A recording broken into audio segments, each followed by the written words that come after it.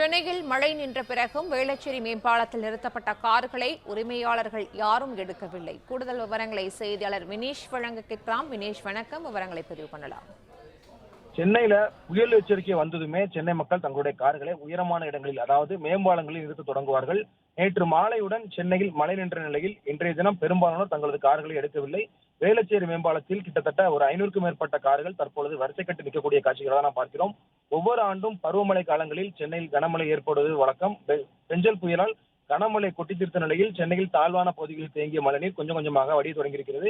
தென் சென்னையின் பெரும்பாலான பகுதிகளான வேளச்சேரி, பள்ளிக்கரணை, மடிப்பாக்கம், பெரும்பாக்கம், கீழ்கட்டு, துறைப்பாக்கம், தரமணி, பெருங்குடி உட்பட பல்வேறு இடங்களிலும் மழைநீர் தேங்கி தற்பொழுது வடிய தொடங்கியிருக்கிறது. இதன் காரணமாகவே வேளச்சேரி அதிகமாக மழைநீர் தேங்கக்கூடிய முக்கியமான பகுதி. அந்த பகுதியில் குடியிருப்புகளில் நிறுத்தப்பட்டிருக்கக்கூடிய கார்கள் வெள்ள நீரில் பாதிப்படைவதும் ஒவ்வொரு ஆண்டும் ஒரு வழக்கமான ஒன்றாக பார்க்கப்படுகிறது. இதன் காரணமாக மழை நேரங்களில் தங்களது கார்களை பாதுகாப்பாக வைப்பதற்காக உயரமான பகுதிகளில் பொதுமக்கள் பார்க்கிங் செய்வார்கள். கார் உரிமையாளர்கள் தொடர்ந்து மழைக்கு முன்பாகவே கொண்டு பார்க்கிங் செய்வார்கள்.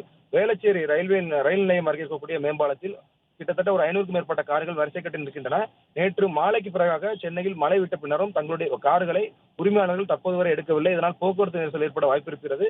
சென்னையில் நேற்று இரவுக்கு பிறகாக இயல்பு வாழ்க்கை மீண்டும் தொடங்கியிருக்கிறது. பெரும்பாலான பொதுமக்கள் தங்களுடைய அன்றாட வேலைகளை கவனிக்க தொடங்கியிருக்கிறார்கள். வேளச்சேரி மேம்பாலம், டிஎன்ஆர் இருக்கக்கூடிய ஜிஎன்செட்டி மேம்பாலம் உட்பட பல்வேறு இடங்களில் இருக்கக்கூடிய மேம்பாலங்களில் கார்கள் தற்போது வரை உரிமையாளர்கள் எடுக்கவில்லை. இதனால் போக்குவரத்து நெரிசல் ஏற்பட வாய்ப்பிருக்கிறது. போக்குவரத்து போலீசாரும் அங்கிருக்கக்கூடிய கார் உரிமையாளர்களை அழைத்து தொடர்பு கொண்டு கார்களை எடுக்க அறிவுறுத்தி வருகிறார்கள்.